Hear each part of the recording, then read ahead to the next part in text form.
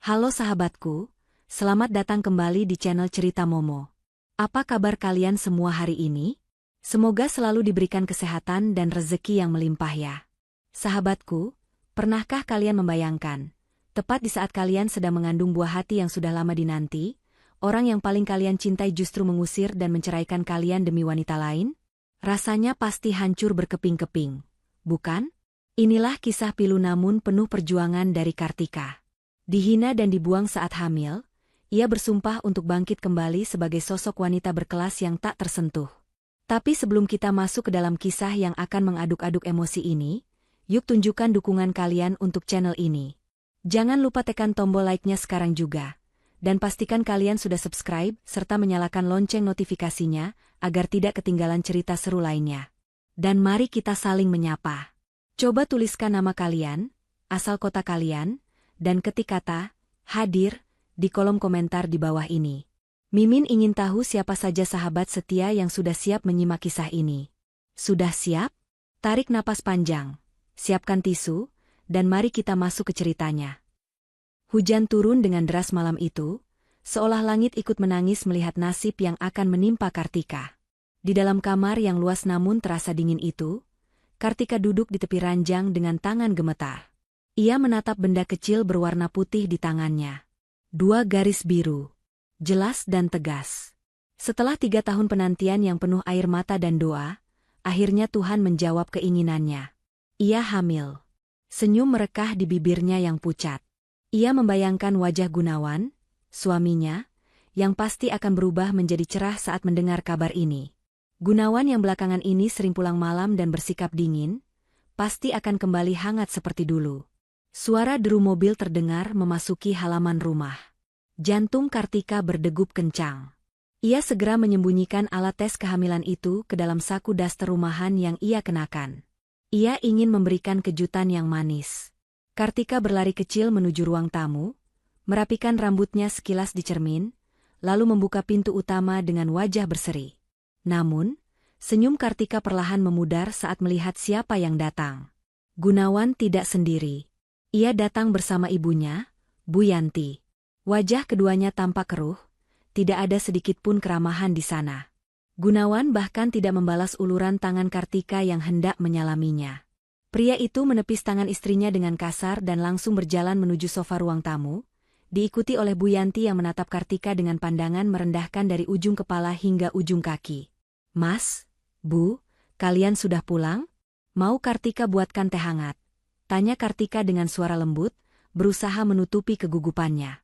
Tidak perlu basa-basi, potong Gunawan tajam. Ia melempar sebuah amplop coklat ke atas meja kaca di hadapan Kartika. Suara hempasan amplop itu menggema di ruangan yang sunyi. Ambil itu. Baca dan tanda tangani sekarang juga. Kartika menatap amplop itu dengan bingung. Tangannya gemetar saat meraihnya. Ketika ia mengeluarkan isi amplop tersebut, matanya membelalak lebar. Itu adalah surat gugatan cerai. Napas Kartika tercekat. Dunianya serasa runtuh seketika. Mas, apa maksudnya ini? Kenapa tiba-tiba Mas ingin menceraikan aku? Tanya Kartika dengan air mata yang mulai menggenang. Gunawan mendengus kasar, ia menyandarkan punggungnya di sofa dengan angkuh. Tiba-tiba kamu bilang? Kartika, sadarlah. Sudah 3 tahun kita menikah, tapi kamu tidak becus memberikan aku keturunan. Rumah ini sepi seperti kuburan. Aku butuh penerus, dan kamu gagal sebagai seorang istri. Betul itu. Bu Yanti menyahut dengan suara melengking. Ibu sudah bilang dari dulu, Gunawan, wanita ini pembawa sial. Hartamu hanya habis untuk membiayai hidupnya yang tidak berguna itu. Cantik saja tidak cukup kalau rahimnya kering. Hati Kartika hancur berkeping-keping mendengar hinaan itu. Tangan kanannya meremas saku daster, merasakan benda keras di sana. Alat tes kehamilan itu. Ia ingin berteriak bahwa mereka salah, bahwa ia tidak mandul. Tapi Mas, Bu, dengarkan aku dulu. Aku punya kabar. Kartika mencoba berbicara, suaranya parau menahan tangis. Cukup, bentak Gunawan. Aku tidak mau dengar alasanmu lagi. Keputusanku sudah bulat.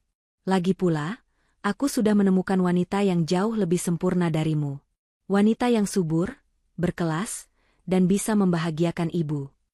Sebelum Kartika sempat bertanya siapa wanita itu, pintu depan kembali terbuka. Seorang wanita muda dengan gaun merah ketat dan sepatu hak tinggi melangkah masuk dengan percaya diri. Aroma parfum mahal langsung menyeruak memenuhi ruangan. Itu Tania. Wanita yang selama ini Kartika kenal sebagai rekan kerja Gunawan, kini berjalan menghampiri Gunawan dan duduk di sampingnya dengan manja. Bahkan tanpa rasa malu menggelayut di lengan Gunawan di depan Kartika. "Perkenalkan, ini Tania. Calon istri baruku," ucap Gunawan tanpa rasa bersalah. Tania tersenyum sinis pada Kartika.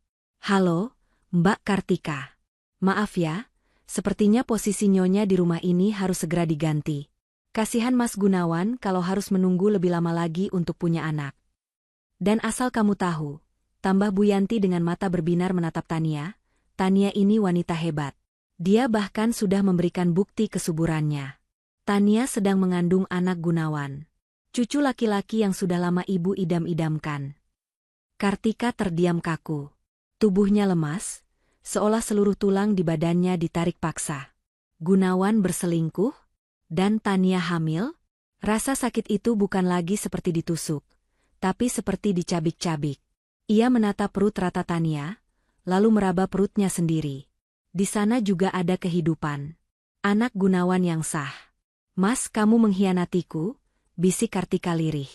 "Jangan dramatis, Kartika," sergah Gunawan. "Laki-laki butuh kepastian. Kamu tidak bisa memberikannya, jadi aku mencarinya di tempat lain. Sekarang, kemasi barang-barangmu. Malam ini juga kamu harus angkat kaki dari rumah ini. Aku tidak mau Tania stres melihat wajahmu." "Malam ini? Tapi di luar hujan deras, Mas. Dan ini rumah kita." "Rumah kita?" Gunawan tertawa mengejek. "Ini rumahku. Aku yang membelinya. Kamu hanya menumpang. Kamu keluar dari sini hanya dengan pakaian yang menempel di badanmu. Jangan harap membawa 1 rupiah pun hartaku." Kartika menatap wajah-wajah di hadapannya. Gunawan yang kejam, Bu Yanti yang tamak, dan Tania yang tersenyum penuh kemenangan. Seketika itu juga, niat Kartika untuk memberitahu tentang kehamilannya lenyap. Jika mereka tahu ia hamil, mereka mungkin akan merebut anaknya, atau lebih buruk lagi, Tania akan menyakiti anaknya karena takut posisinya terancam. Tidak. Kartika tidak akan membiarkan anak tak berdosa ini tumbuh di tengah keluarga yang busuk. Kartika menghapus air matanya dengan kasar. Tatapannya yang tadi sayu kini berubah menjadi dingin dan tajam. Ia berdiri tegak, memandang Gunawan tepat di manik matanya. "Baik, Mas. Aku akan pergi," ucap Kartika tegas, membuat Gunawan sedikit terkejut dengan perubahan nada bicaranya. "Aku akan tanda tangani surat itu. Tapi ingat satu hal, Gunawan. Suatu hari nanti, kamu akan menyesali perlakuanmu malam ini. Kamu membuang berlian demi memungut batu kerikil." Kartika mengambil pena, menandatangani surat cerai itu dengan tangan mantap, lalu melemparnya kembali ke meja. Tanpa menoleh lagi, ia berbalik menuju kamar, mengambil tas jinjing lamanya, memasukkan beberapa helai pakaian, dan melangkah keluar dari rumah mewah itu. Saat pintu tertutup di belakangnya, hujan deras langsung menyambut tubuh ringkih Kartika. Ia berjalan menembus badai, mendekap perutnya erat-erat. Air hujan menyatu dengan air matanya. "Maafkan ibu, nak," bisiknya pada janin di dalam rahimnya. "Ayahmu tidak menginginkan kita. Tapi ibu janji, ibu akan berjuang mati-matian untukmu. Kita sembunyikan keberadaanmu dari mereka. Kamu adalah milik ibu, hanya milik ibu." Di bawah kilatan petir, Kartika bersumpah. Ia tidak akan mati konyol di jalanan. Ia akan bangkit. Ia akan kembali, bukan sebagai wanita lemah yang bisa diinjak-injak, melainkan sebagai wanita yang membuat mereka tidak berani menatap matanya. Perjalanan Kartika baru saja dimulai. 1 bulan telah berlalu sejak malam badai itu. Kartika kini tinggal di sebuah kamar kos sempit berukuran 3x3 meter di pinggiran kota. Dindingnya lembab dan catnya mengelupas, sangat jauh berbeda dengan kamar mewah ber-AC yang dulu ia tempati. Namun, bagi Kartika, ruangan sempit ini jauh lebih hangat karena tidak ada hinaan dan caci maki di dalamnya. Setiap hari, Kartika bangun pukul 3 pagi. Dengan perut yang sering mual karena morning sickness, ia memaksakan diri untuk belanja ke pasar tradisional dan memasak. Ia menggunakan sisa tabungan terakhirnya untuk modal berjualan nasi rames bungkus. Ia tidak malu. Ia berkeliling dari satu proyek bangunan ke proyek bangunan lain, menawarkan dagangannya kepada para kuli dan pekerja kasar. Kelelahan sering mendera, kakinya bengkak, tapi setiap kali ia merasa ingin menyerah, ia mengelus perutnya yang mulai sedikit membuncit. Sabar ya, nak. Ibu berjuang untuk susu dan popokmu nanti, bisiknya menyemangati diri sendiri.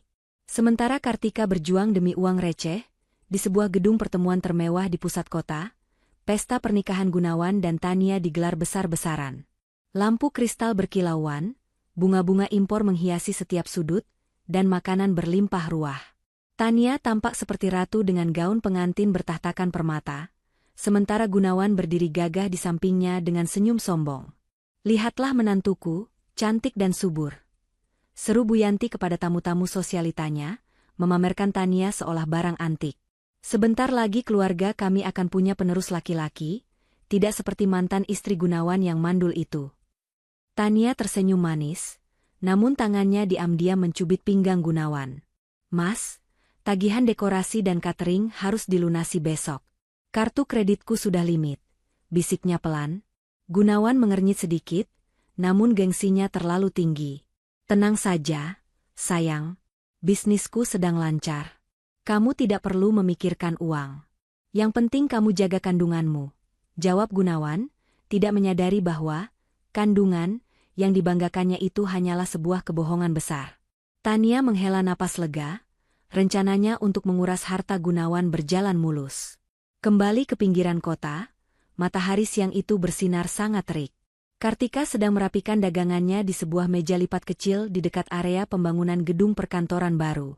Keringat bercucuran di pelipisnya. Dagangannya hari ini belum habis, dan ia mulai pusing karena belum makan siang. Tiba-tiba, sebuah mobil sedan hitam mengkilap berhenti tepat di depan lapak kecil Kartika.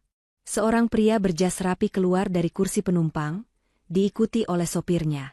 Pria itu tampak berwibawa, matanya tajam namun teduh. Ia adalah Aji, pemilik perusahaan properti yang sedang meninjau proyek pembangunan tersebut. Aji terlihat sedang menelepon seseorang dengan nada kesal. Saya tidak mau makan di restoran mewah itu lagi, rasanya hambar. Saya ingin makanan asli, yang punya rasa. Aji menutup teleponnya lalu pandangannya jatuh pada tumpukan nasi bungkus di meja Kartika. Aroma ayam goreng lengkuas dan sambal terasi yang khas menggelitik hidungnya. Tanpa ragu, Aji menghampiri meja Kartika. Bu, nasi ramesnya masih ada? Saya mau satu, makan di sini saja, ucap Aji ramah, sama sekali tidak canggung meski duduk di bangku plastik reot. Kartika yang sedang melamun terkejut. Ia segera menyeka keringatnya dan melayani Aji dengan cekatan. Masih, Pak. Silakan duduk.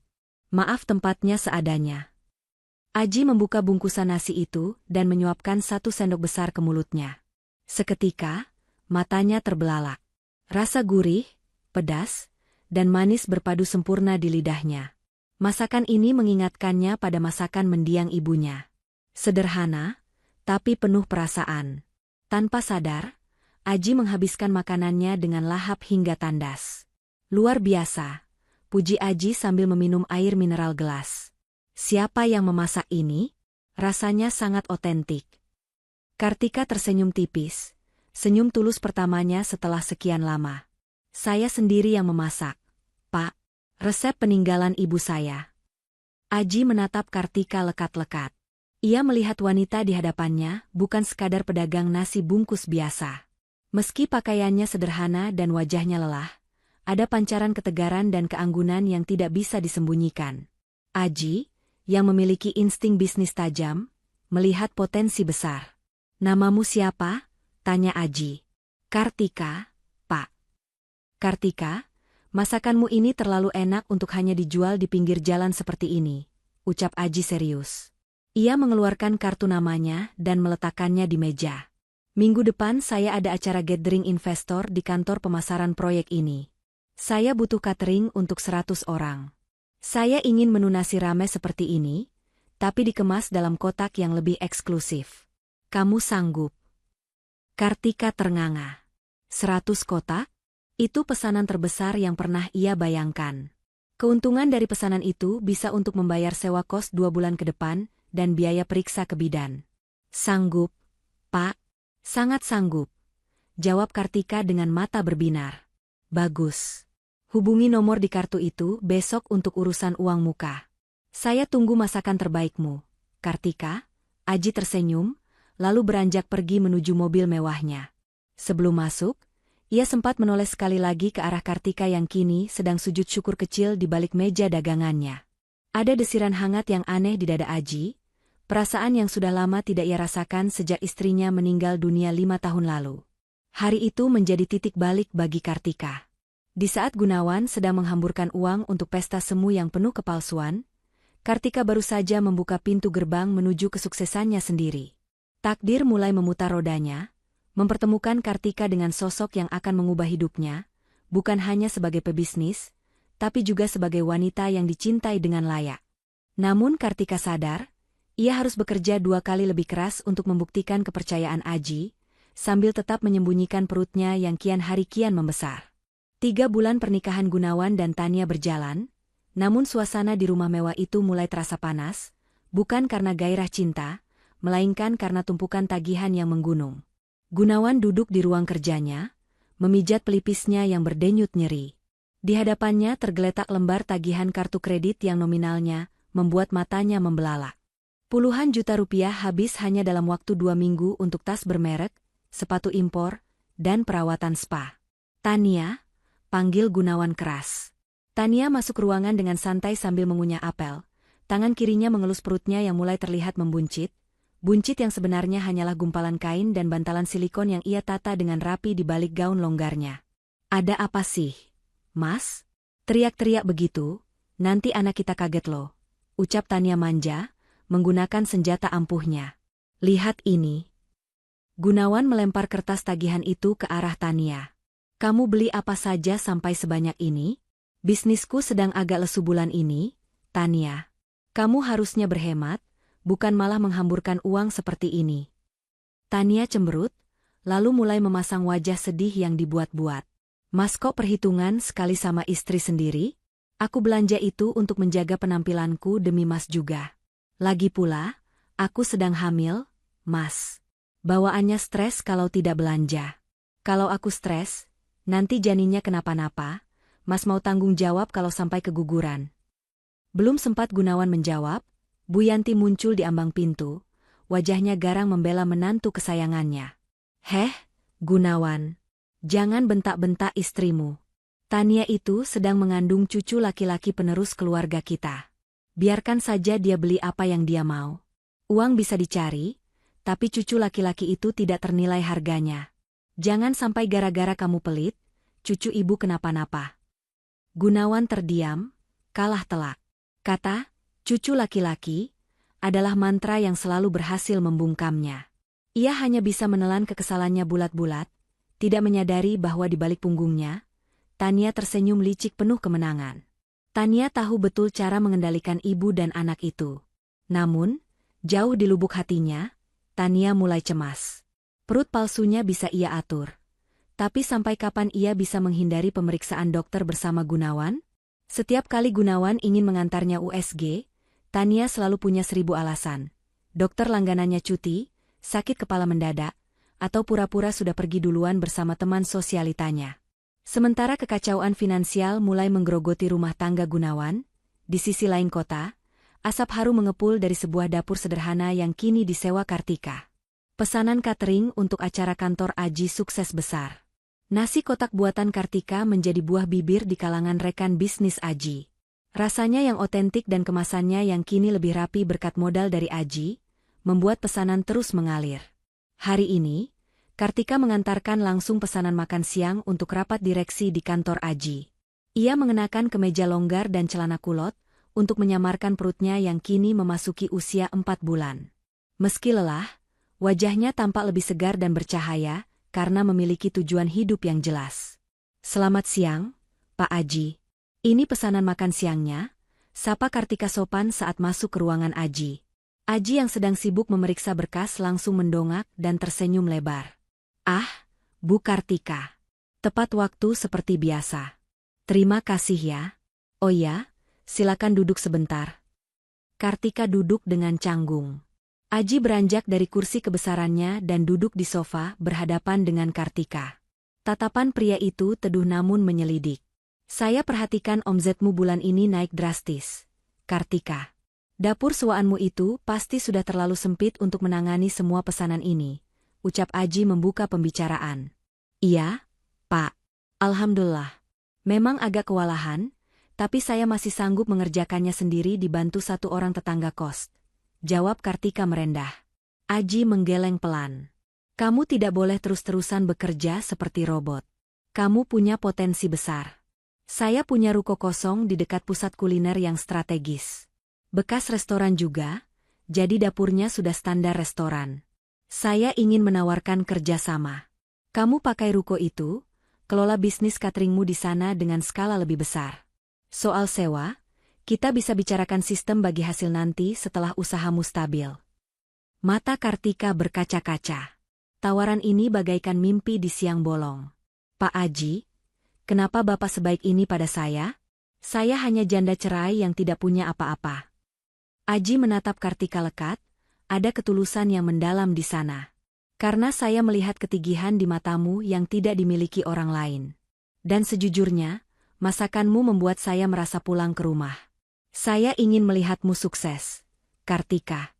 Bukan karena kasihan, tapi karena kamu pantas mendapatkannya. Kartika terdiam, hatinya bergetar. Selama pernikahan dengan Gunawan, ia tidak pernah diapresiasi seperti ini. Gunawan selalu menganggap apa yang dilakukannya adalah kewajiban, tanpa nilai lebih. Tapi Aji, pria yang baru dikenalnya, justru memberinya sayap untuk terbang. Terima kasih, Pak Aji. Saya terima tawaran Bapak. Saya berjanji tidak akan mengecewakan Bapak, ucap Kartika dengan suara bergetar menahan haru. Panggil saya Aji saja kalau tidak sedang rapat. Aji tersenyum hangat. Dan satu lagi, Kartika. Jaga kesehatanmu. Kamu terlihat sedikit pucat. Jangan memaksakan diri mengangkat beban berat. Kartika tersentak pelan. Apakah Aji tahu tentang kehamilannya? Ia buru-buru menutupi perutnya dengan tas. Saya baik-baik saja, Pak. Hanya sedikit kurang tidur. Malam harinya, perbedaan nasib semakin terlihat kontras. Gunawan pulang ke rumah dan mendapati Tania sedang membuang makanan yang baru dimasak pembantu karena alasan tidak selera dan meminta dibelikan makanan hotel bintang 5. Gunawan menahan amarah sambil memungut makanan yang terbuang itu. Sementara itu, di kamar kosnya, Kartika sedang sujud dalam salat malamnya, menangis penuh syukur. Ia mengelus perutnya yang bergerak pelan. Nak, hari ini kita dapat rezeki besar. Om Aji baik sekali sama kita. Kelak, kamu harus jadi orang hebat dan baik hati seperti dia ya, bisik Kartika. Tanpa Kartika sadari, takdir sedang menyusun rencana besar. Kebohongan Tania yang semakin rapuh dan kejujuran Kartika yang berbuah manis akan segera bertabrakan dalam waktu dekat. Waktu terus berjalan, mendekatkan mereka pada hari pengungkapan yang akan mengguncang segalanya. 6 bulan telah berlalu sejak malam pengusiran itu, dan roda nasib berputar lebih cepat dari yang dibayangkan siapapun. Kartika bukan lagi wanita kusam yang hanya berkutat di dapur sempit kos-kostan. Kini, ia berdiri tegak di depan sebuah restoran 2 lantai yang ramai pengunjung. Papan nama besar bertuliskan, Dapur Kartika, terpampang gagah di bagian depan ruko elit tersebut. Di bawah bimbingan Aji, Kartika menjelma menjadi sosok wanita pebisnis yang tangguh. Penampilannya berubah total. Tidak ada lagi daster lusuh atau wajah berminyak. Hari itu, Kartika mengenakan tunik panjang berwarna pastel berbahan sutra yang jatuh dengan indah di tubuhnya, menyamarkan perut buncitnya yang kini memasuki usia 7 bulan. Wajahnya dipoles riasan tipis yang natural, memancarkan aura keibuan yang anggun dan berkelas. Siang itu, sebuah mobil Alphard putih berhenti tepat di lobi restoran. Sopir berseragam turun dengan sigap membukakan pintu penumpang. Aji keluar lebih dulu, lalu dengan lembut mengulurkan tangannya untuk membantu Kartika turun. Pemandangan itu menarik perhatian banyak orang, termasuk seorang pria yang sedang terjebak macet di seberang jalan dengan mobil sedan yang mulai terlihat kusam karena jarang dicuci. Pria itu adalah Gunawan. Gunawan menyipitkan matanya, mencoba menembus kaca mobilnya yang sedikit berdebu. Jantungnya seakan berhenti berdetak saat melihat wanita yang turun dari mobil mewah itu. Sosok itu begitu familiar, namun auranya sangat asing. Wanita itu tertawa renyah saat Aji membisikkan sesuatu, sebuah tawa lepas yang sudah bertahun-tahun tidak pernah Gunawan dengar. Tidak mungkin. Gumam Gunawan, mencengkeram setir mobilnya hingga buku-buku jarinya memutih. Itu tidak mungkin Kartika. Kartika itu udik, kampungan. Wanita itu terlihat seperti istri pejabat. Gunawan mencoba menyangkal penglihatannya. Ia meyakinkan dirinya bahwa mantan istrinya pasti sedang menderita di suatu tempat, mungkin menjadi buruh cuci atau pembantu rumah tangga. Tidak mungkin wanita yang ia buang seperti sampah kini bersanding dengan pria yang jauh lebih gagah dan kaya darinya, menaiki mobil yang harganya saja 3 kali lipat dari aset Gunawan saat ini. Namun, rasa penasaran membakar dadanya.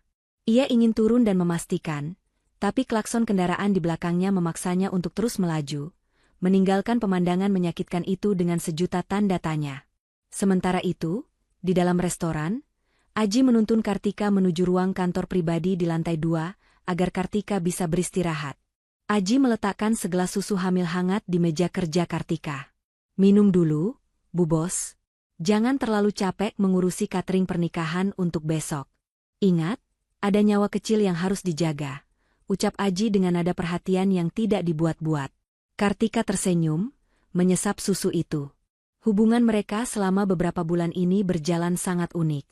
Aji tidak pernah secara gamblang menyatakan perasaannya, namun tindakannya selalu berbicara lebih keras. Ia menjaga Kartika layaknya kaca yang rapuh namun berharga. Aji tahu Kartika hamil, meski Kartika belum pernah secara lisan mengakui siapa ayah bayi itu, Aji tidak pernah bertanya. Ia menerima paket lengkap itu tanpa syarat. "Terima kasih, Mas Aji. Kalau tidak ada Mas, mungkin aku dan anak ini masih terlunta-lunta di jalanan," jawab Kartika tulus. "Kamu hebat karena dirimu sendiri, Kartika. Aku hanya membuka pintu, kamulah yang melangkah masuk dan menaklukkannya," balas Aji. Tatapannya kemudian berubah serius. "Oh ya, soal undangan pesta gala dinner Asosiasi Pengusaha minggu depan, aku ingin kamu datang bersamaku. Sebagai partner bisnis, dan sebagai pasanganku. Kamu siap?" Kartika tertegun. Gala dinner itu pasti dihadiri oleh banyak pengusaha top kota ini. Mungkin termasuk Gunawan yang dulu sering membual tentang koneksi bisnisnya. Namun, alih-alih takut, sebuah keberanian muncul di hati Kartika. Ia bukan lagi Kartika yang dulu. "Aku siap, Mas. Aku akan datang." Berbanding terbalik dengan kesuksesan Kartika, suasana di rumah Gunawan semakin suram. Gunawan pulang dengan kepala pening, bayangan wanita mirip Kartika tadi masih menghantuinya. Begitu masuk kamar, ia berharap mendapat sambutan hangat. Namun yang ia dapati adalah Tania yang sedang berteriak-teriak di telepon, memarahi butik langganannya karena gaun yang dipesan tidak muat. "Dasar penjahit bodoh. Perutku ini sedang hamil mahal. Harusnya kalian buat ukurannya pas," bentak Tania, lalu melempar ponselnya ke kasur saat melihat Gunawan masuk. Gunawan menatap Tania dengan tatapan lelah. Perut Tania memang membesar, tapi ada yang aneh. Bentuknya kadang terlihat terlalu tinggi, kadang agak miring. Dan setiap kali Gunawan ingin menyentuhnya atau sekadar mendengarkan detak jantung bayi, Tania selalu menepis dengan alasan sensitif atau geli. "Mas, kamu melamun lagi," seru Tania, membuyarkan lamunan Gunawan. "Mana uang tambahannya? Ibu bilang dia mau arisan sosialita besok, dia butuh 5 juta lagi untuk beli tas baru biar tidak malu sama teman-temannya." 5 juta lagi? Suara Gunawan meninggi. "Tania, bulan ini omzet perusahaan turun drastis. Klien banyak yang lari. Kamu dan ibu bisanya cuma minta uang, uang, dan uang. Kapan kalian mengerti kondisiku?" Tania melotot, lalu mulai mengeluarkan air mata buayanya. "Oh, jadi Mas mulai hitung-hitungan sama aku dan anakmu ini? Tega ya? Mas mau aku stres lalu keguguran? Ini cucu laki-laki loh, Mas. Cucu yang Mas idam-idamkan." Mendengar kata keguguran dan cucu laki-laki, amarah Gunawan langsung kempes seperti balon ditusuk jarum. Ia menghela napas panjang, merogoh dompetnya dengan kasar, dan melempar beberapa lembar kartu debit ke kasur. Ambil, habiskan saja semuanya sampai kita bangkrut. Gunawan membanting pintu kamar mandi, meninggalkan Tania yang langsung tersenyum licik sambil memungut kartu-kartu itu. Di bawah guyuran shower air dingin, Gunawan memejamkan mata. Bayangan wanita anggun yang turun dari Alphard tadi kembali muncul. Jika benar itu Kartika, betapa bodohnya dia. Dulu, Kartika tidak pernah meminta uang sepeser pun. Kartika bahkan rela makan nasi dengan garam demi Gunawan bisa membeli jas bagus untuk rapat. Kini, Gunawan hidup dengan lintah darat berwajah cantik bernama Tania.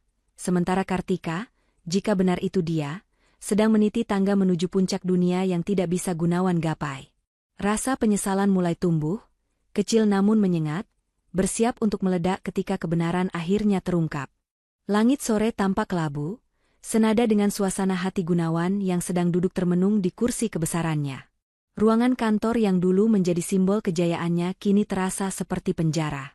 Telepon di mejanya berdering tanpa henti, namun Gunawan membiarkannya. Ia tahu siapa yang menelepon.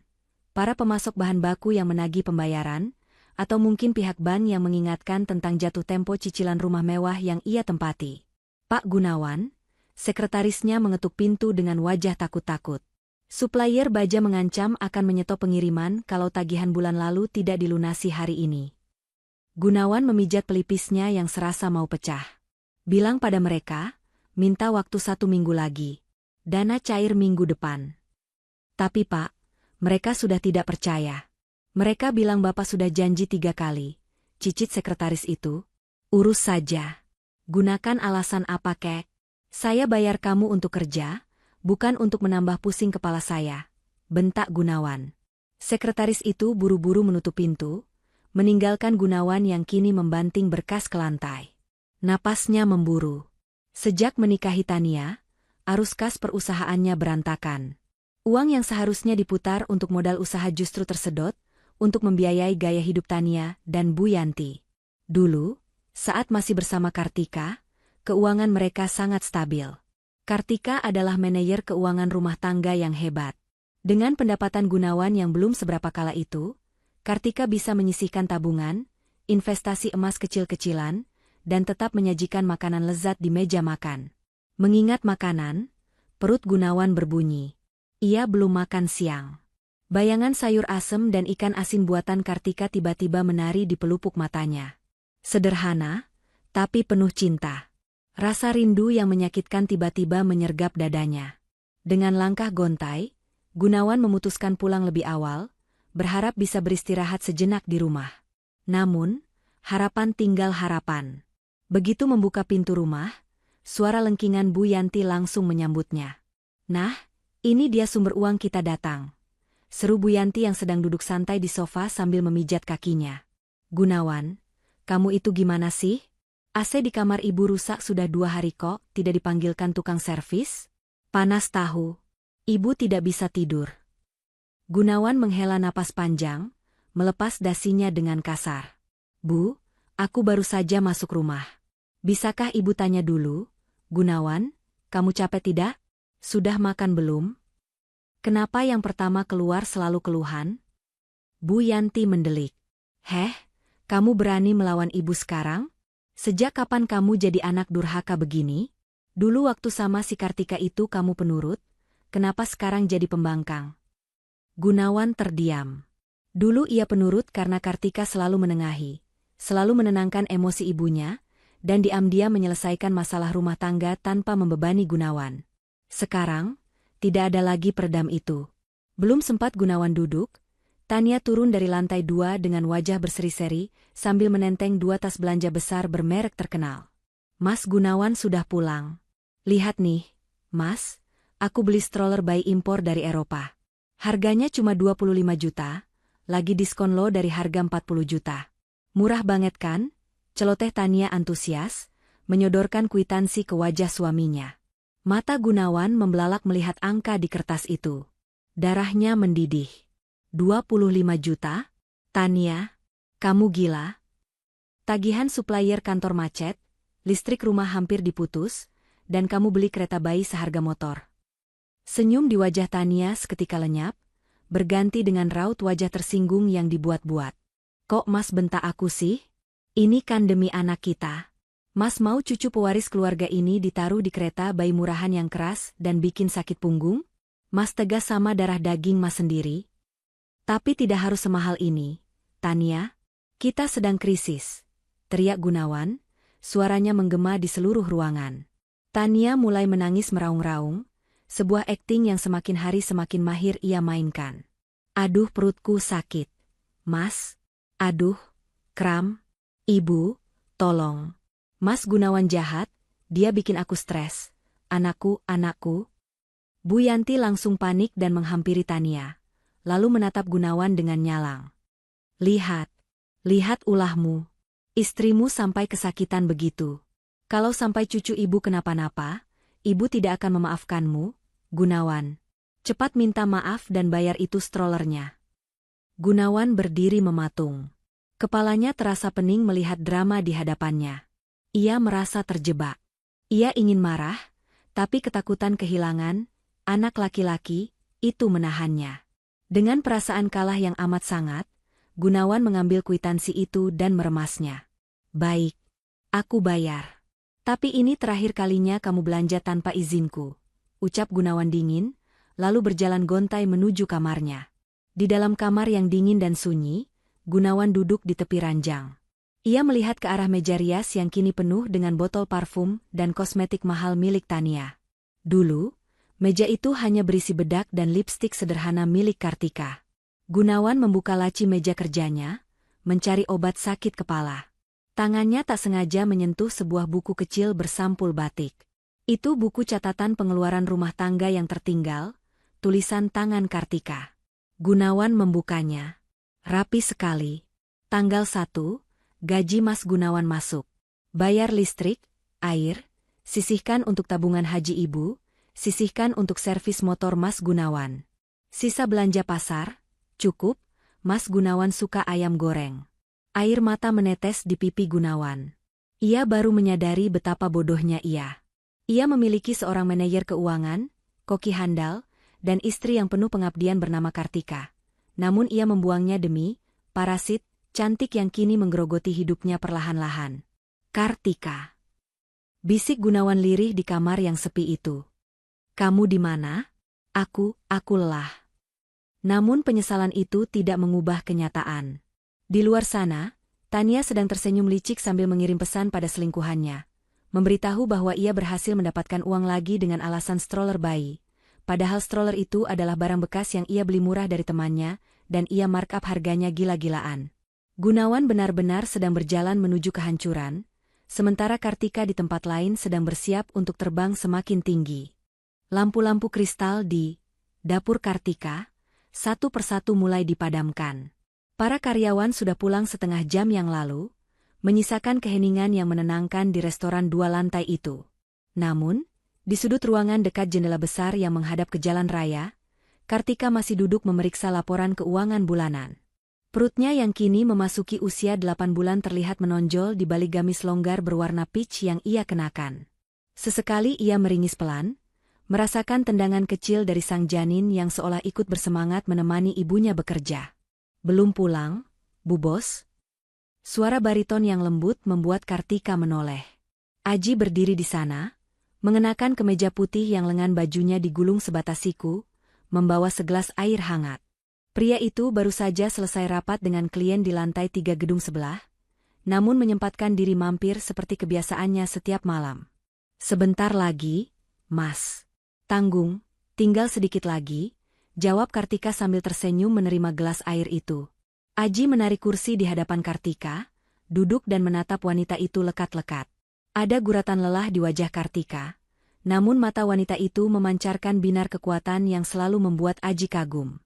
Aji menghela napas pelan, seolah sedang mengumpulkan keberanian untuk sesuatu yang besar.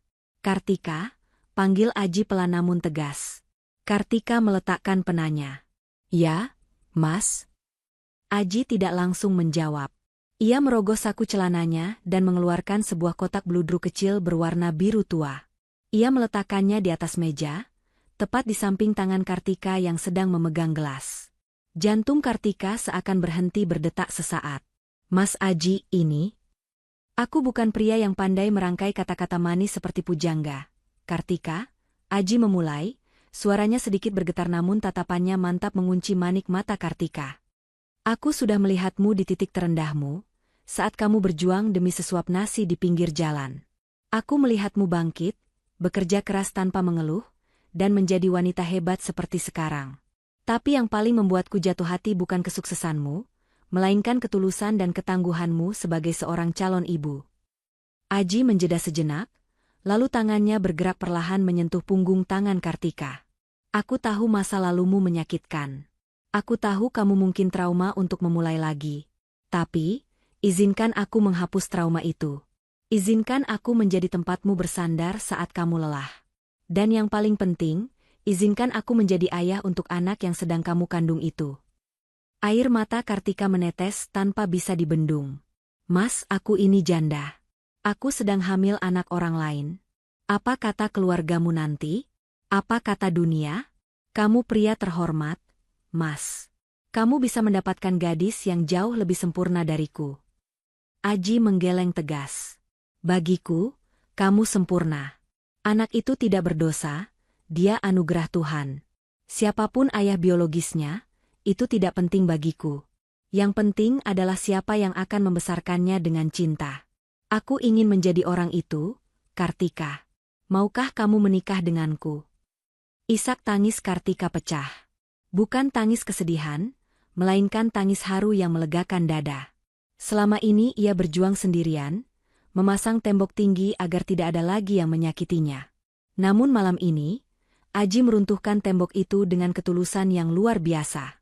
Dengan tangan gemetar, Kartika mengangguk pelan. Iya, Mas. Aku mau. Seminggu kemudian, sebuah pernikahan sederhana namun sakral digelar di ruang tamu rumah pribadi Aji yang asri. Tidak ada pesta pora, tidak ada ribuan tamu undangan, dan tidak ada kemewahan yang diumbar ke media sosial. Aji menepati janjinya untuk menjaga privasi Kartika demi ketenangan batin istrinya itu. Hanya ada penghulu, saksi dari pihak Aji, serta Sari, sahabat setia Kartika sejak masa sekolah, dan Pak Hendra, pengacara kepercayaan Aji, yang hadir sebagai saksi. Kartika tampak sangat cantik dalam balutan kebaya putih sederhana yang dimodifikasi untuk ibu hamil. Wajahnya bersinar, jauh lebih cantik daripada saat ia menikah dengan Gunawan dulu yang penuh tekanan. Saya terima nikah dan kawinnya Kartika binti almarhum Pak Saleh dengan mas kawin tersebut dibayar tunai. Ucap Aji lantang dalam satu tarikan napas. Sah. Kata, sah, itu menggema, menandai awal hidup baru bagi Kartika. Ia bukan lagi janda terbuang. Ia kini adalah Nyonya Aji, istri dari seorang pengusaha properti yang disegani, namun lebih dari itu, ia adalah wanita yang dicintai dengan utuh. Malam harinya, di kamar pengantin yang hangat, Aji duduk di samping Kartika. Tangan kekar Aji dengan lembut mengusap perut buncit Kartika. Anehnya, bayi di dalam kandungan itu yang biasanya aktif menendang, kini menjadi tenang seolah merasakan kenyamanan dari sentuhan ayah barunya. Halo, nak, bisik Aji di depan perut Kartika. Ini papa. Maaf ya papa baru datang sekarang. Papa janji, papa akan melindungimu dan ibumu. Tidak akan ada yang boleh menyakiti kalian lagi. Kamu tumbuh yang sehat ya di dalam sana. Kartika menatap suaminya dengan mata berkaca-kaca. Ia menyandarkan kepalanya di bahu Aji. Terima kasih, Mas. Terima kasih sudah menerima kami. Jangan berterima kasih, sayang. Justru aku yang berterima kasih karena kalian sudah melengkapi hidupku yang sepi. Jawab Aji sambil mencium kening Kartika dengan penuh kasih. Sementara kebahagiaan menyelimuti Kartika dan Aji, di belahan kota lain, Gunawan sedang duduk di teras rumahnya yang gelap karena beberapa lampu bohlam putus dan belum diganti. Ia menatap layar ponselnya, melihat foto-foto lama di galerinya yang belum sempat ia hapus. Foto Kartika yang sedang tersenyum sambil memegang piring masakan. Kenapa rasanya sesak sekali? Gumam Gunawan sambil memegang dadanya. Di dalam rumah, terdengar suara Tania yang sedang memarahi pembantu karena salah menyeduh teh. Suara itu begitu melengking dan menyakitkan telinga. Sangat kontras dengan kelembutan yang dulu selalu menyambut Gunawan. Tanpa ia sadari, Gunawan mulai merindukan rumah yang sebenarnya, rumah yang sudah ia hancurkan dengan tangannya sendiri. Namun ia tidak tahu, wanita yang ia rindukan itu kini sudah berada dalam pelukan pria lain yang tahu cara memuliakannya layaknya seorang ratu. Waktu bergulir tanpa ampun. 9 bulan kebohongan yang dibangun Tania kini berada di ujung tanduk. Perut palsu berbahan silikon yang ia kenakan setiap hari mulai terasa panas dan menyiksa, bukan karena beratnya, melainkan karena beban ketakutan bahwa sandiwaranya akan terbongkar. Gunawan semakin tidak sabar ingin melihat wajah putranya. Dan Bu Yanti sudah sibuk menyiapkan kamar bayi dengan perabotan mewah hasil dari menjual perhiasan lamanya. Pagi itu, Tania sedang duduk di depan cermin, menatap wajahnya yang pucat karena kurang tidur memikirkan skenario selanjutnya. Ia tahu ia tidak bisa mengelak lagi. Ia harus berpura-pura melahirkan hari ini juga, lalu menjalankan rencana cadangannya. Menyuap perawat untuk mencari bayi adopsi atau membuat drama bahwa bayinya meninggal saat persalinan. Opsi manapun berisiko tinggi, tapi Tania tidak punya pilihan. Arg. Sakit? Jeritan Tania memecah keheningan pagi di rumah Gunawan. Bu Yanti yang sedang menyiram tanaman langsung melempar selangnya dan berlari masuk ke kamar. Tania, ada apa? Nak, kenapa? Perutku, Bu, sakit sekali. Sepertinya bayinya mau keluar. Rintih Tania sambil meremas perut palsunya dengan akting yang meyakinkan. Keringat dingin, yang kali ini asli karena panik, membasahi pelipisnya. Gunawan yang baru saja hendak berangkat ke kantor, bergegas naik ke lantai 2 dengan wajah panik. Tania, kamu mau melahirkan? Iya, Mas. Cepat bawa aku ke rumah sakit. Sakit banget. Mas, aku tidak kuat. Ayo, cepat Gunawan. Jangan bengong saja. Cucu ibu mau lahir. Teriak Bu Yanti histeris sambil memapah Tania. Gunawan dengan tangan gemetar mengambil kunci mobil. Kita ke RSUD saja ya, yang dekat sini. BPJS-ku masih aktif di sana. Mendengar kata RSUD dan BPJS, Tania langsung melotot di sela-sela jeritannya. Apa? Mas gila ya? Aku mau melahirkan pewarismu di RSUD yang penuh sesak? Tidak. Aku mau ke rumah sakit Grand Medica.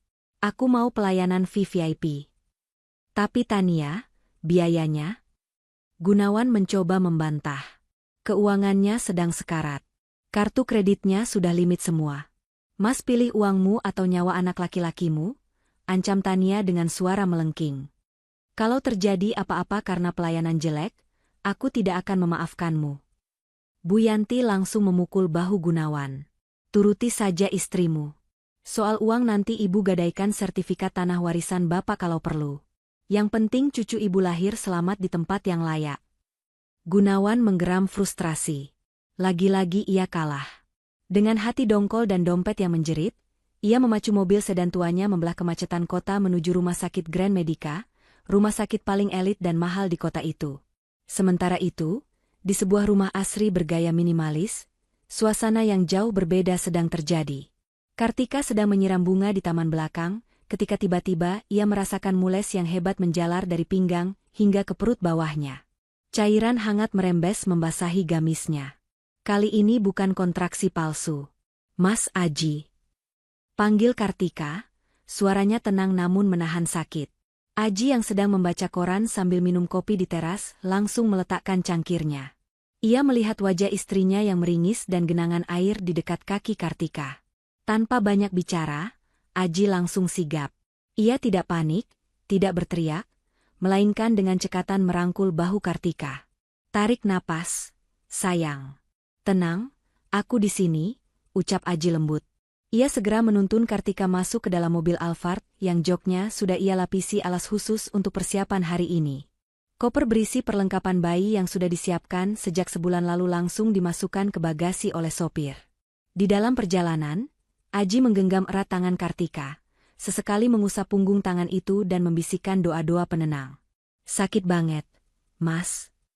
Desis Kartika saat kontraksi datang semakin intens. Kuat ya, Bu Ratu. Anak kita sebentar lagi mau melihat dunia. Dia anak yang kuat seperti ibunya, hibur Aji.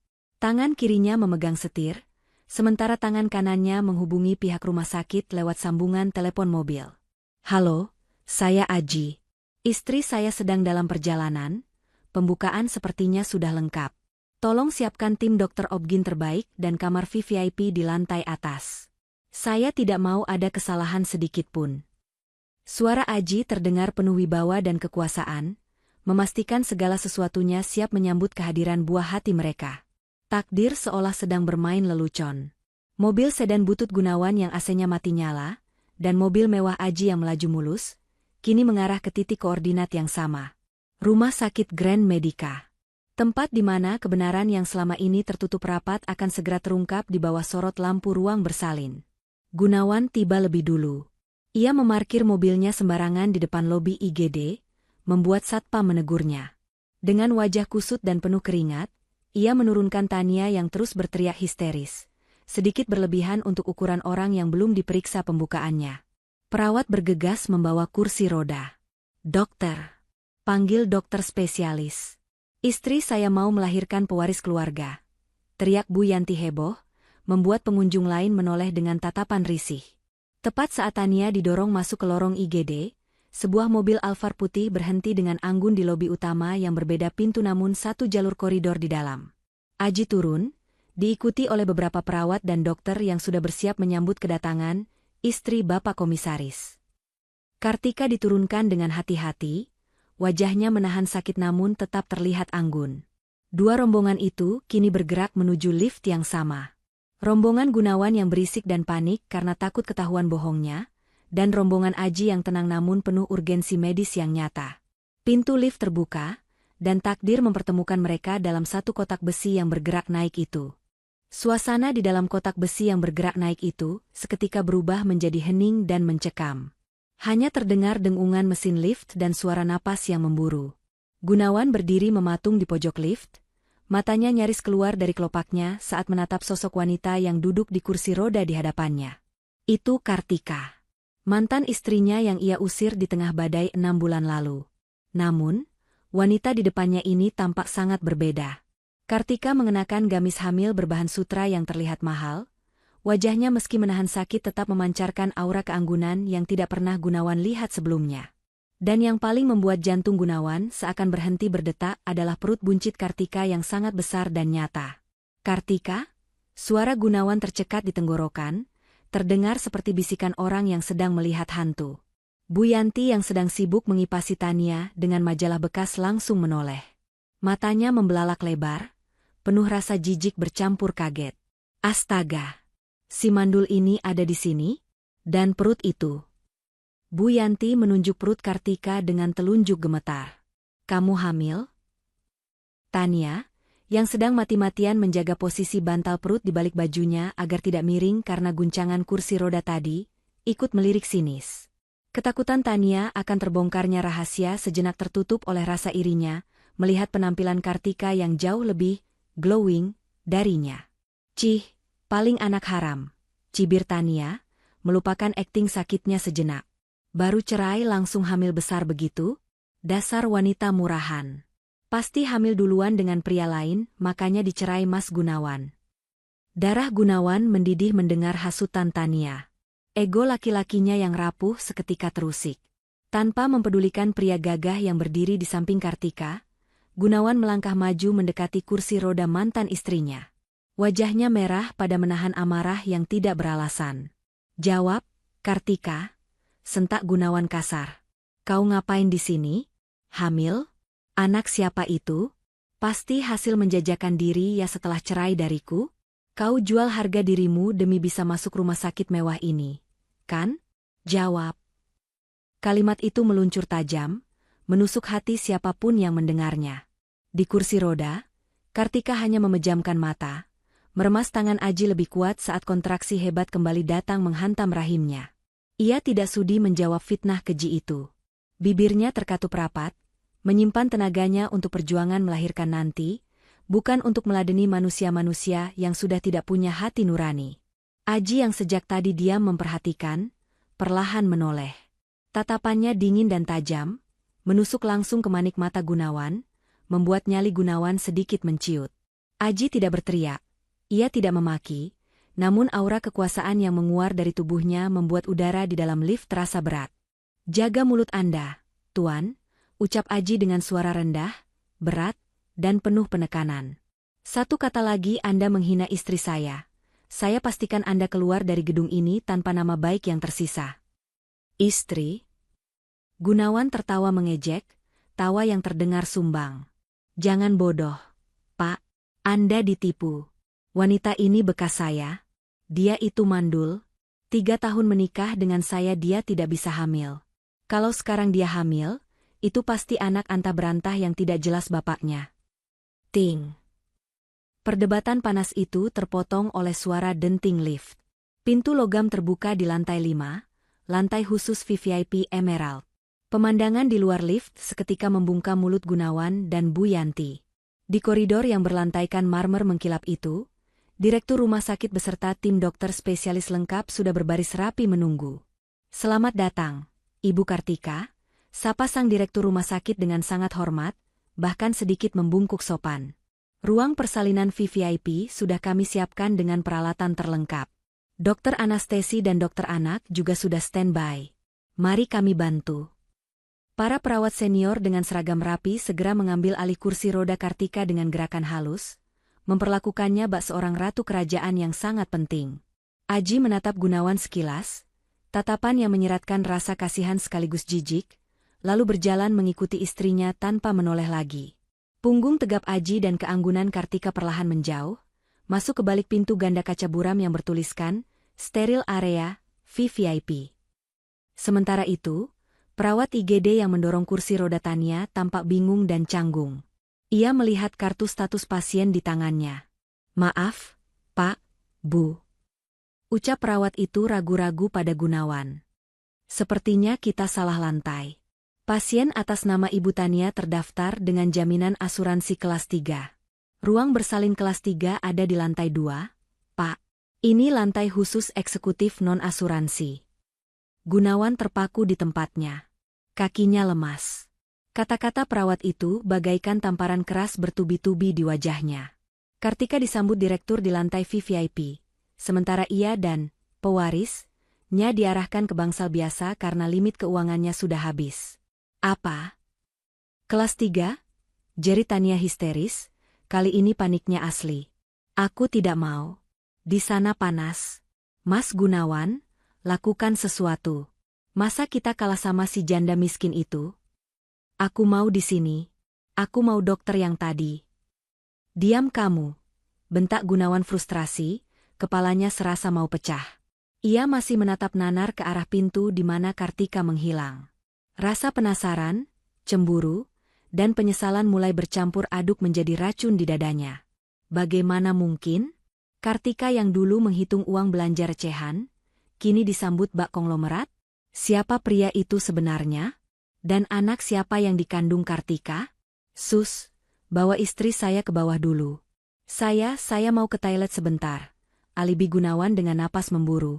Mas, jangan tinggalkan aku. Mas, teriak Tania panik. Ia takut sendirian menghadapi pemeriksaan dokter.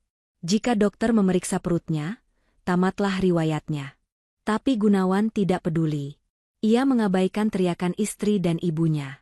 Diam-diam, ia menyelinap, melangkah mengendap-endap menuju koridor VVIP, mengikuti jejak Kartika. Ia harus tahu kebenarannya. Ia harus melihat dengan mata kepalanya sendiri apa yang terjadi di balik pintu kaca itu. Gunawan tidak sadar, langkah kakinya itu justru akan mengantarkannya pada kehancuran mental yang sesungguhnya. Gunawan menyelinap masuk ke lorong VVIP dengan jantung berdegup kencang. Matanya liar mencari nomor kamar yang tadi dimasuki oleh rombongan Kartika. Di ujung lorong, pintu kamar nomor 1, President Suite, terlihat sedikit terbuka karena perawat baru saja keluar mengambil persediaan obat. Tanpa membuang waktu, Gunawan menerobos masuk. Pemandangan di dalam kamar itu seketika membuat nyali Gunawan menciut, namun ego dan rasa cemburunya memaksa kakinya untuk tetap melangkah.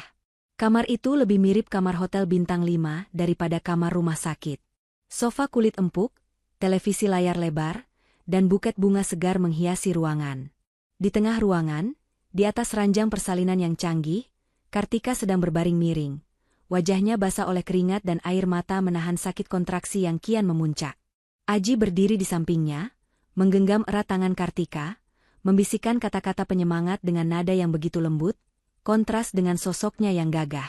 Hebat sekali sandiwaramu, Kartika. Suara Gunawan memecah keintiman di ruangan itu. Aji menoleh cepat, rahangnya mengeras saat melihat Gunawan berdiri di ambang pintu dengan wajah merah padam dan napas memburu. Kartika yang sedang meringis kesakitan membuka matanya, terkejut melihat mantan suaminya ada di sana. Mas Gunawan pergi. Rintih Kartika lemah. Gunawan tidak peduli. Ia melangkah mendekat, matanya menatap tajam ke perut besar Kartika. Aku tidak akan pergi sebelum kamu jujur. Lihat dirimu, Kartika. Dulu kamu mengemis uang belanja padaku, sekarang berlagak seperti nyonya besar di kamar mewah ini?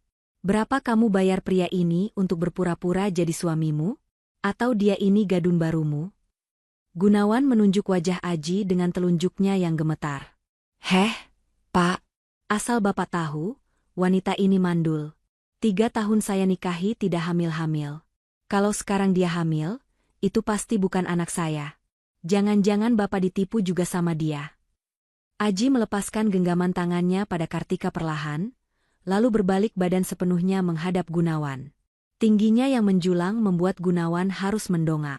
Tanpa peringatan, tangan kekar Aji menangkap telunjuk Gunawan yang masih teracung, lalu memelintirnya sedikit, cukup untuk membuat Gunawan memekik kesakitan dan berlutut. Arg. Lepas. Kamu gila ya? Saya tuntut kamu penganiayaan, teriak Gunawan. Singkirkan tangan kotor Anda dari istri dan anak saya. Suara Aji terdengar rendah namun mengerikan, seperti geraman singa yang terusik. Anda bertanya siapa saya? Anda bertanya siapa Kartika? Tepat saat itu, pintu kamar terbuka lebar. Direktur rumah sakit masuk diikuti oleh 4 orang petugas keamanan berbadan tegap. Wajah sang direktur pucat pasi melihat keributan di kamar pasien utamanya. Maafkan kami Pak Aji. Keamanan lengah sebentar. Seru direktur itu panik, lalu menatap Gunawan dengan marah. Anda? Apa yang Anda lakukan di sini? Anda menerobos masuk ke kamar pemilik saham utama rumah sakit ini. Gunawan yang sedang meringis kesakitan seketika membeku. Rasa sakit di jarinya seolah lenyap, digantikan oleh rasa syok yang menghantam otaknya. Apa? Pemilik saham? Direktur itu mengangguk tegas, merapikan jasnya. Benar. Pak Aji Santoso adalah pemilik grup properti Santoso yang juga memegang saham mayoritas rumah sakit ini. Dan Ibu Kartika. Sang direktur menunjuk Kartika dengan hormat. Beliau adalah istri sah Pak Aji, sekaligus komisaris utama dari Dapur Kartika, perusahaan catering yang baru saja memenangkan tender untuk menyuplai seluruh makanan pasien VVIP di jaringan rumah sakit kami karena kualitasnya yang premium. Dunia Gunawan runtuh seketika. Lututnya lemas bukan karena dipelintir Aji, tapi karena kenyataan yang baru saja menamparnya bolak-balik. Kartika, mantan istrinya yang dulu ia hina miskin dan bodoh, kini menjadi istri konglomerat dan pebisnis sukses yang dihormati. Gunawan menatap Kartika dengan pandangan kosong. Wanita itu tidak membalas tatapannya. Kartika hanya fokus pada napasnya, pada bayinya, dan pada Aji, suaminya yang sebenarnya. Kartika sudah tidak lagi melihat Gunawan sebagai ancaman, melainkan hanya sebagai masa lalu yang menyedihkan. Tidak mungkin. Desis Gunawan. Ini pasti mimpi. Kartika itu cuma tukang masak. Bawa dia keluar, perintah Aji dingin pada petugas keamanan. Dan pastikan dia tidak menginjakan kaki di lantai ini lagi. Kalau perlu, lapor polisi atas tuduhan menerobos privasi dan perbuatan tidak menyenangkan. 2 petugas keamanan langsung menyeret Gunawan yang masih linglung. Gunawan meronta, berusaha mempertahankan sisa harga dirinya yang sudah hancur lebur. Tunggu. Lepaskan saya. Saya juga punya hak di sini. Istri saya, Tania, sedang melahirkan di bawah. Dia melahirkan pewaris saya. Anak laki-laki saya, teriak Gunawan histeris saat diseret keluar pintu. Kalian lihat saja nanti. Anak saya akan lebih hebat dari anak haram itu. Namun, karma bekerja dengan cara yang misterius dan sangat cepat. Baru saja Gunawan diseret sampai ke depan lift. Seorang perawat dari lantai bawah berlari keluar dari lift dengan wajah pucat dan napas tersengal-sengal. Ia melihat Gunawan yang sedang dipegangi satpam. Pak Gunawan, Pak Gunawan, panggil perawat itu panik. Gunawan berhenti meronta. Ada apa? Anak saya sudah lahir? Laki-laki kan? Ganteng kan? Tanyanya penuh harap, satu-satunya harapan yang tersisa untuk menyelamatkan mukanya. Perawat itu menggeleng dengan wajah ketakutan. Pak, dokter di IGD marah besar. Saat kami mau melakukan pemeriksaan dalam dan memasang alat detak jantung janin, Ibu Tania menolak dan mengamuk. Akhirnya kami paksa, dan perawat itu menelan ludah, takut menyampaikan berita buruk itu. Ternyata tidak ada bayi, Pak. Apa maksudmu tidak ada bayi? Bayinya meninggal? Gunawan melotot, jantungnya serasa mau copot. Bukan, Pak, suara perawat itu bergetar. Perut Ibu Tania itu, isinya bantal silikon dan tumpukan kain. Ibu Tania tidak hamil, Pak. Dia pura-pura hamil. Hening. Lorong rumah sakit yang sibuk itu mendadak senyap bagi Gunawan. Suara detak jam dinding seolah memukul gendang telinganya. Ucapan perawat itu berdengung, berulang-ulang di kepalanya. Tidak hamil. Bantal silikon. Pura-pura. Bohong. Bisik Gunawan, suaranya parau. Kamu bohong. Benar, Pak. Sekarang Ibu Tania sedang ditahan oleh administrasi karena mencoba kabur setelah ketahuan, dan Ibu Yanti pingsan di ruang tunggu. Lanjut perawat itu. Gunawan ambruk ke lantai. Kakinya tidak lagi mampu menopang tubuhnya. Di lantai atas, di kamar mewah itu, Kartika sedang berjuang melahirkan buah hati yang nyata, anak yang dulu Gunawan tolak dan sia-siakan. Sementara di sini, ia baru saja menyadari bahwa ia telah membuang seluruh hidupnya, hartanya, dan keluarganya demi sebuah perut karet berisi angin. Kehancuran Gunawan kini telah paripurna. Ia kehilangan segalanya dalam waktu 10 menit yang mematikan. Suara tangisan bayi yang lantang memecah keheningan di ruang Presiden Suite. Tangisan itu bagaikan nyanyian kemenangan bagi Kartika. Setelah berjuang mempertaruhkan nyawa, ia akhirnya melahirkan seorang bayi laki-laki yang sehat, tampan, dan berkulit bersih. Aji, dengan mata yang basah oleh air mata haru, menerima bayi mungil itu dari tangan dokter. Tangannya yang biasa kekar dan tegas saat memimpin perusahaan, kini gemetar lembut saat mendekap tubuh kecil yang masih merah itu. Dengan suara bergetar menahan emosi, Aji mendekatkan wajahnya ke telinga kanan sang bayi dan mengumandangkan adzan dengan sangat merdu. Kartika menatap pemandangan itu dengan hati yang meluap oleh rasa syukur. Rasa sakit pasca melahirkan seolah sirna melihat pria yang mencintainya dengan tulus kini, mendekap putranya penuh kasih sayang. Terima kasih, sayang, bisik Aji, lalu mencium kening Kartika lama sekali. Dia sempurna. Terima kasih sudah menghadirkan kebahagiaan ini. Berbanding terbalik dengan suasana surga di lantai atas, neraka dunia sedang terjadi di ruang administrasi lantai bawah. Gunawan mengamuk seperti orang gila. Ia membanting bantal silikon yang tadi dikeluarkan paksa oleh perawat dari balik baju Tania ke lantai keramik rumah sakit. Dasar wanita ular. Kamu tipu aku. Kamu tipu ibuku. Teriak Gunawan di depan wajah Tania yang kini terpojok ketakutan, riasan wajahnya luntur berantakan oleh air mata dan keringat. Habisnya Mas pelit. Tania membalas tak mau kalah, sifat aslinya yang matre akhirnya keluar tanpa topeng. Kalau aku tidak pura-pura hamil, Mas tidak akan mau belikan aku tas, sepatu, dan perhiasan itu kan? Mas itu bodoh. Gampang banget dibohongi cuma karena obsesi punya anak laki-laki. Kurang ajar. Bu Yanti yang baru sadar dari pingsannya, langsung menjambak rambut Tania dengan brutal. Kembalikan uangku. Kembalikan emas-emasku yang kugadaikan buat kamar bayi palsumu itu. Dasar penipu. Keributan memalukan itu membuat petugas keamanan terpaksa menyeret mereka bertiga keluar dari lobi rumah sakit, karena mengganggu kenyamanan pasien lain. Di pelataran parkir yang panas menyengat, Gunawan jatuh terduduk di aspal. Tatapannya kosong. Ia baru saja kehilangan istri yang tulus dan setia bernama Kartika. Ia kehilangan calon anak kandungnya yang ternyata laki-laki, bayi yang baru saja lahir di lantai atas. Dan kini, ia sadar hartanya habis dikuras oleh penipu bernama Tania. Rasa penyesalan yang teramat sangat menusuk dadanya hingga sesak. Lebih sakit daripada serangan jantung. Bayangan wajah Kartika yang anggun dan perut besarnya tadi menghantuinya. Itu darah dagingnya. Itu anaknya.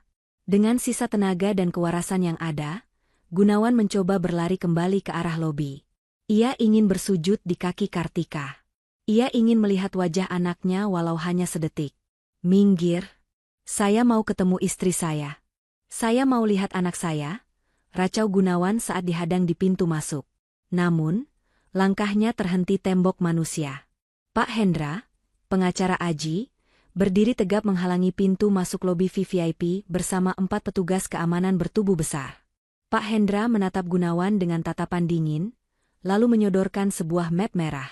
Tanda tangani ini, Pak Gunawan. Surat pernyataan bahwa Anda tidak akan pernah mendekati klien saya, Ibu Kartika, dan putranya dalam radius 100 meter. Ingat surat cerai yang Anda buat sendiri 6 bulan lalu? Di sana tertulis Anda menuduh Ibu Kartika mandul dan Anda tidak menginginkan hak asuh anak apapun darinya. Secara hukum, Anda adalah orang asing bagi bayi itu. Tapi itu anak kandungku, itu darah dagingku. Lirih Gunawan, air matanya tumpah membasahi kemejanya yang kusut. Bapak bukan ayahnya, potong Pak Hendra tegas, menusuk ulu hati Gunawan. Ayahnya adalah Pak Aji, pria yang mengazani bayi itu, pria yang menjaga ibunya saat Anda membuangnya ke jalanan di tengah hujan badai. Pulanglah, Pak. Nikmati sisa hidup Anda dengan penyesalan. Itu hukuman penjara seumur hidup yang paling pantas untuk Anda. Gunawan terpaku. Ia mendongak ke atas, ke jendela kaca besar di lantai 5 gedung rumah sakit itu. Dari kejauhan, ia melihat siluet Aji yang sedang menggendong bayi di dekat jendela, dan Kartika yang tersenyum bahagia di sampingnya. Pemandangan keluarga kecil yang sempurna itu begitu dekat di mata, namun tak akan pernah bisa ia sentuh lagi selamanya. Gunawan berbalik, melangkah gontai meninggalkan rumah sakit dengan jiwa yang mati, diiringi teriakan Bu Yanti dan Tania yang masih saling menyalahkan di parkiran. Ia kalah. Benar-benar kalah telak. Di dalam kamar VVIP yang sejuk, Kartika menatap putranya yang tertidur lelap dalam dekapan Aji. Ia tidak lagi memikirkan dendam pada Gunawan. Melihat kehancuran Gunawan tidak memberinya kepuasan, karena kebahagiaan terbesarnya adalah kedamaian yang ia miliki sekarang. Selamat datang di dunia, nak, bisik Kartika dalam hati. Kita aman sekarang. Masa lalu sudah tertutup rapat. Kartika tersenyum, menyadari bahwa ia telah memenangkan pertarungan hidup ini. Bukan dengan membalas kejahatan dengan amarah, tapi dengan menjadi bahagia, sukses, dan dicintai dengan layak. Ia telah kembali, bukan sebagai janda yang terbuang, melainkan sebagai nyonya besar yang tak tersentuh, ratu di istana kebahagiaannya sendiri. Pesan moral, jangan pernah membuang, berlian, yang tulus demi memungut, batu kali, hanya karena silau sesaat oleh nafsu dan gengsi. Karma itu nyata, kesabaran dan kerja keras akan selalu berbuah manis dan mengangkat derajat seseorang, sementara pengkhianatan dan kesombongan hanya akan menuntun pada kehancuran dan penyesalan yang tiada akhir.